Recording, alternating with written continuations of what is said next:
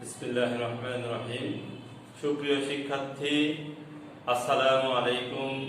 আশা করি তোমরা সকলে সৃষ্টিকর্তার অশেষ রহমতে ভালো আছো। আলহামদুলিল্লাহ, আমিও ভালো আছি। আমি আজকে যে বিষয়টি নিয়ে আলোচনা করব সেই বিষয়টি অব্যয় পদ। আজকের আলোচনা থেকে তোমরা অব্যয় পদ কি তা শিখতে পারবে। অব্যয় পদের যে বৈশিষ্ট্যগুলো রয়েছে সেই বৈশিষ্ট্য সম্পর্কে জানতে পারবে। বাংলা ভাষায় ব্যবহৃত অব্যয় পদ বা ব্যবহৃত অব্যয় শব্দ সম্পর্কে জানতে পারবে এবং অব্যয় পদের প্রকারভেদ শিখতে পারবে। তোমরা সবাই ক্লাসে মনোযোগী থাকো, আমি ক্লাস শুরু করছি। অব্যয় পদ ন ব্যয় মানে যার ব্যয় বা পরিবর্তন হয় না, যে পদের কোনো ব্যয় বা পরিবর্তন নেই তাকে বলা হয় অব্যয় পদ। তাহলে এই অব্যয় পদের কোনো পরিবর্তন নাই, অর্থাৎ যে পদ বাক্যের একটি পদের সাথে আরেকটি পদের সম্পর্ক স্থাপন করতে, যে পদ বাক্যের শোভাবর্ধনের ক্ষেত্রে এবং যে পদ বাকি একটি পদের সাথে আরেকটি পদের বিয়োগ সম্বন্ধ স্থাপনের ক্ষেত্রে ব্যবহার করা হয় তাকে বলা হয় অব্যয় পদ। তাহলে এই অব্যয় পদ একটি অপরিবর্তনীয় পদ, যে পদের কোনো পরিবর্তন নেই, অর্থাৎ গঠনগত দিক থেকে যে অবস্থায় ছিল ব্যবহারিক দিকেও সে একই রূপেই থাকে। অব্যয় শব্দ বা পদের সাথে কোনো বিভক্তি যুক্ত হয় না। দেখো, আমরা গত ক্লাসে সর্বনামের বিভক্তিগ্রাহী রূপ আলোচনা করেছি।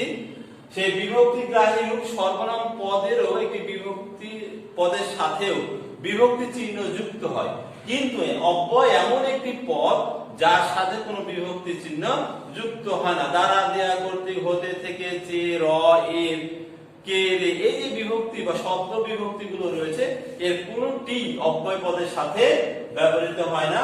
অব্যয় পদের বচন ভেদ হয়। বচন ভেদ মানে কি? আমরা জানি বচন দুই ধরনের, এক বচন এবং বহু বচন। এই অব্যয় পদের এক বচন রূপ নেই, বহু বচনের রূপ নেই, অর্থাৎ এক বচন এবং বহু বচন হয় না।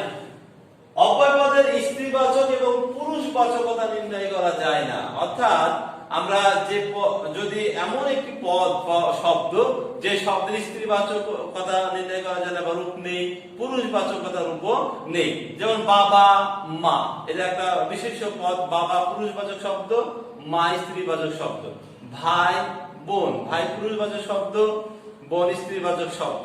এভাবে যে পুরুষবাচকতা বা স্ত্রীবাচকতা নির্ণয় করা যায় বিশেষ পদের, কিন্তু অব্যয় পদের এই পুরুষবাচকতা বা স্ত্রীবাচকতা নির্ণয় করা যায় না। তাহলে এই বৈশিষ্ট্যগুলো আমরা অলরেডি জেনে নিলাম। এখান থেকে প্রশ্ন আসতে পারে যে কোন পদের পরিবর্তন হয় না। অব্যয় পদ উত্তর পেয়ে যাব। কোন পদের সাথে কোনো বিভক্তি যুক্ত হয় না, অব্যয় পদ উত্তর পেয়ে যাব। কোন পদের বচন ভেদ হয় না, অর্থাৎ এক বচন বা বহু বচন নির্ণয় করা যায় না, অব্যয় পদ।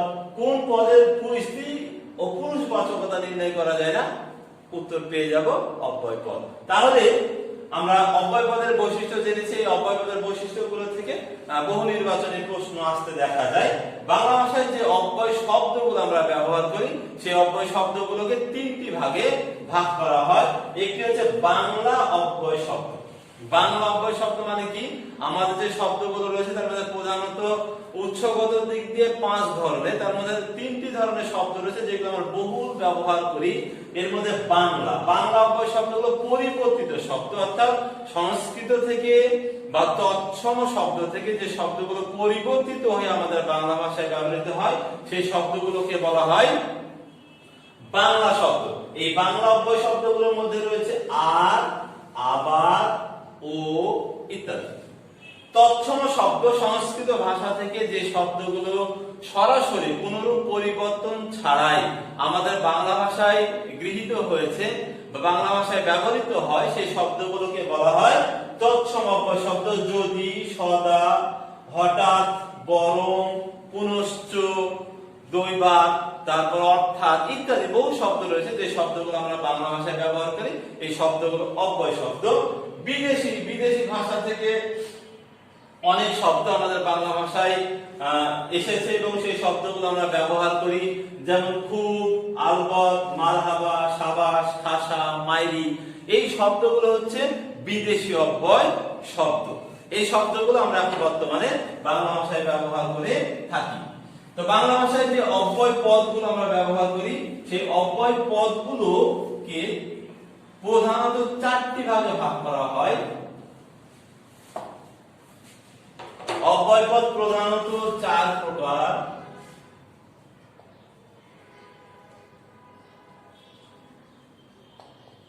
অব্যয় পদ প্রধানত 4 প্রকার। একটি হচ্ছে সমুচ্চয় অব্যয়, সমুচ্চয় অব্যয়। 2 নম্বর হচ্ছে অনন্বয় অব্যয়।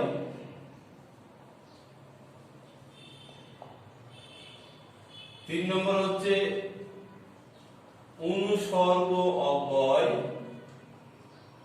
আর 4 নম্বর হচ্ছে অনুকার অব্যয়।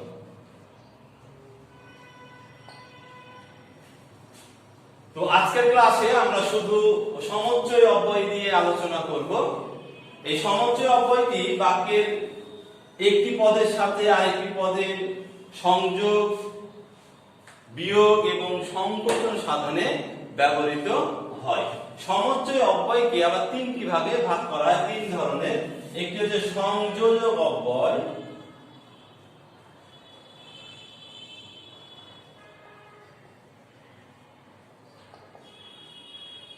দুই নম্বর হচ্ছে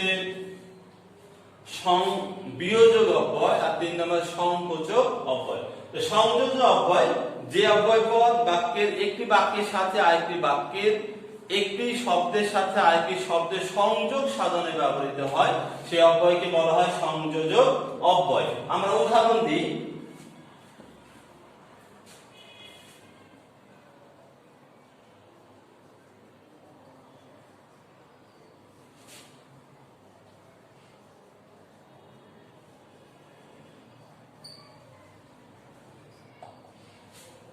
উদাহরণ দিয়েছে উচ্চ পদ ও মর্যাদা সবাই চায়। এখানে 2টি শব্দ আছে, একটা উচ্চ পদ আর একটি মর্যাদা। এই 2টা শব্দকে যুক্ত করার ক্ষেত্রে আমরা ও অব্যয়টি ব্যবহার করেছি। তো এটি সংযোজক অব্যয়। রহিম এবং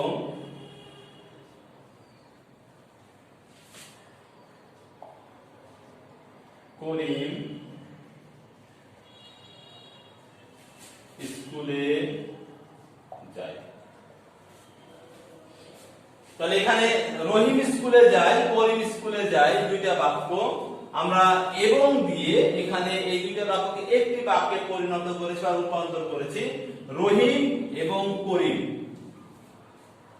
এই 2টা শব্দকে আমরা এবং দিয়ে যুক্ত করে 2টা বাক্যকে একটি বাক্যে পরিণত বা রূপান্তর করেছি। তাহলে এবং ও আর এই শব্দগুলো আমরা সংযোজক অব্যয় হিসাবে ব্যবহার করতে পারি।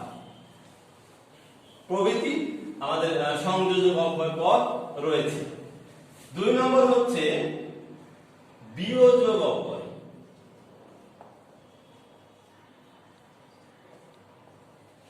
যে অব্যয় পদ বাক্যের একটি পদের সাথে আরেকটি পদের বিয়োগ সম্বন্ধ স্থাপন করে, অর্থাৎ একটি পদের সাথে আরেকটি পদকে বাদ দেওয়া অর্থে ব্যবহার করা হয়, সেই অব্যয়কে বলা হয় বিয়োজক অব্যয়। অর্থাৎ 2টা একটি বাক্যের মধ্যে যদি 2টা পদ থাকে, তার যে কোনো একটিকে বোঝাবে আরেকটিকে বোঝাবে না। যেমন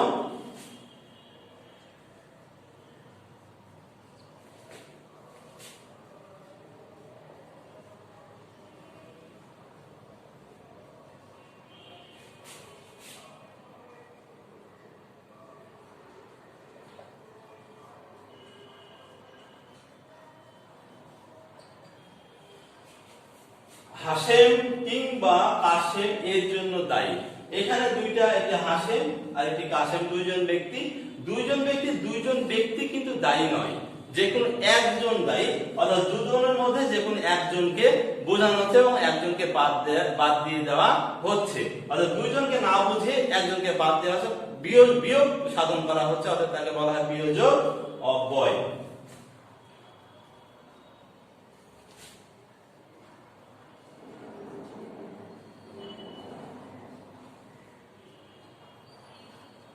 খাও অথবা যাও, দুইটা কাজ, একটি খাওয়া আর একটি যাওয়া, দুইটা কাজই কিন্তু বলা হয়নি, বলা হয়েছে যে কোনো একটি কাজ করতে হয়, খেতে হবে না হয় যেতে হবে, যে কোনো একটি কাজকে বেছে নিতে হবে, অর্থাৎ দুইটা কাজের মধ্যে যে কোনো একটি কাজকে বোঝানো হচ্ছে আর একটি কাজকে বাদ দিয়ে দেওয়া হচ্ছে, অতএব অথবা বিয়োজক অব্যয়। তাহলে কিংবা, অথবা, বা, নতুবা, নয়তো এই শব্দগুলো আমরা অব্যয় শব্দ হিসেবে বাক্যে ব্যবহার করতে পারি। এরপরে আমাদের রয়েছে 3 নম্বরে সংকোচক অব্যয়।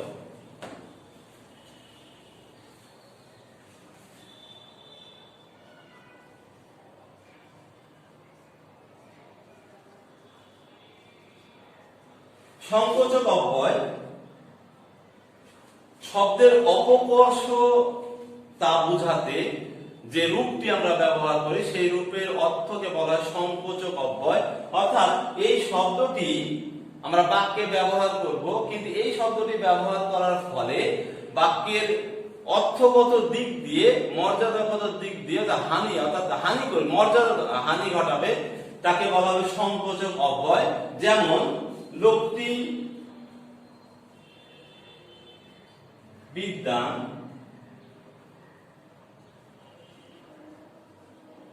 অথচ চরিত্রবান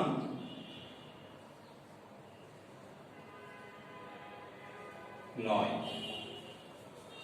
বিদ্বান লোক অবশ্যই চরিত্রবান হওয়া দরকার, কিন্তু অথচ অব্যয় দ্বারা আমরা চরিত্রবান নয় বোঝাচ্ছি, অর্থাৎ লোকটি বিদ্বান কিন্তু চরিত্রবান নয়। এই অথচ অব্যয়টি এই লোকটির মর্যাদা হানি করেছে, অর্থাৎ তার মর্যাদাকে সংকুচিত করেছে, অতএব তাকে বলা হয় সংকোচক অব্যয়। লোকটি ধনী কিন্তু কৃপণ, এই কৃপণ শব্দটি, ধনী মানুষ ধন সম্পদ আছে, সে স্বাভাবিকভাবে দান করবে, কিন্তু শব্দটি দ্বারা আমরা তার সংকোচন অর্থে ব্যবহার করেছি, অতএব এগুলো সংকোচক অব্যয়। কিন্তু, অথচ এগুলো আমরা সংকোচক অব্যয় হিসেবে বাক্যে ব্যবহার করি।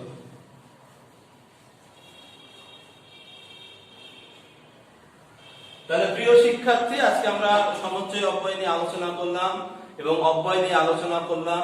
আজকের আলোচনা থেকে তোমরা সকলেই উপকৃত হবে। আজকের বর্তমান সময়ের যে অবস্থা বা বর্তমান সময়ের প্রেক্ষাপটে আমরা এখন এই ভিডিও ক্লাসের আয়োজন করেছি। তোমরা সকলেই এই ক্লাসগুলো অত্যন্ত মনোযোগী থেকে করার চেষ্টা করবে এবং পড়াশোনার সাথে সম্পর্ক রেখে সময় কাটাবে। আশা করি তোমরা উপকৃত হবে। তোমাদের সকলের সুস্বাস্থ্য কামনা করছি এবং সুস্থতা কামনা করে আজকের ক্লাস এখানে শেষ করছি। তোমরা সবাই ভালো থেকো, সুস্থ থাকো। সবাইকে ধন্যবাদ। আসসালামু আলাইকুম।